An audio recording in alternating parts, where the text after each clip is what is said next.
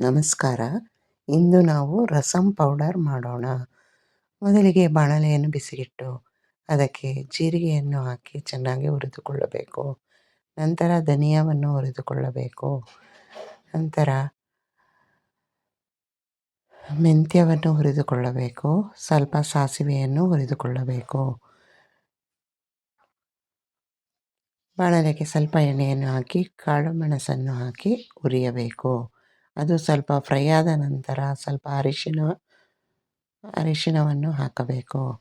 ಅರಿಶಿಣವನ್ನು ಹಾಕಿ ಸ್ವಲ್ಪ ಫ್ರೈ ಮಾಡಿ ನಂತರ ಇಂಗನ್ನು ಹಾಕಿ ತೆಗೆದಿಟ್ಟುಕೊಳ್ಳಬೇಕು. ನಂತರ ಕರಿಬೇವಿನ ಸೊಪ್ಪನ್ನು ಕ್ಲೀನ್ ಮಾಡಿಕೊಂಡು ಚೆನ್ನಾಗಿ ಫ್ರೈ ಮಾಡಿಕೊಳ್ಳಬೇಕು. ನಂತರ ಮೆಣಸಿನಕಾಯಿಯನ್ನು ಸ್ವಲ್ಪ ಎಣ್ಣೆ ಹಾಕಿ ಫ್ರೈ ಮಾಡಿಕೊಂಡು ಎಲ್ಲವನ್ನು ಮಿಕ್ಸ್ ಮಾಡಿ ಮಿಕ್ಸಿಗೆ ಹಾಕಿ ಪುಡಿ ಮಾಡಿದರೆ ರಸಂ ಪೌಡರ್ ಸವಿಯಲು ಸಿದ್ಧ.